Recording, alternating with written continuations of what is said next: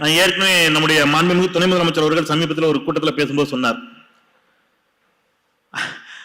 2 அதிமுக காரங்க சந்திச்சுக்கிட்டாங்கன்னா என்ன பேசுவாங்க, நீங்க எந்த அணி, நீங்க ஓபிஎஸ் அணியா, நீங்க நான் செங்கோட்டை அணி, நீங்க நான் சின்னம்மா அணி, இப்படிதான் பேசிப்பாங்க. ஆனால் திமுகவினர் எப்படி பேசிக் கொள்வார்கள் அப்படின்னு பேசினார். நான் கூட இப்ப சமீபத்தில் திடீர்னு ஒருத்தர் எந்திரிச்சு வந்து நான் கூட சொன்னேன், சின்ன தம்பி குஷ்பு கூட வீட்டை விட்டு வெளியில வந்துடுச்சு, பிரபு கூட்டு வந்துட்டாரு, உங்களை கூட்டு வர்றதுக்கு அவ்வளவு கஷ்டமா இருந்துச்சுன்னு அப்படிலாம் இருக்கிறவங்க எல்லாம் சொல்றாங்க இல்லையா, இந்த இயக்கத்தை அழித்து விடுவோம் ஒழித்து விடுவோம்னு. நான் சொன்னேன், இவங்க எல்லாம் 2 கட்சிக்காரங்க, அந்த கட்சிக்காரன் 2 பேரும் சந்திச்சுக்கிட்டா என்ன பேசுவான், நம்ம தலைவர் அந்த படத்துல ஒரு ஸ்டெப் போட்டிருப்பாரு பாரு, அது வேற லெவல், இந்த படத்துல ஒரு டான்ஸ் ஆடினா இருப்பாரு, இப்படித்தான் பேசுவீங்க.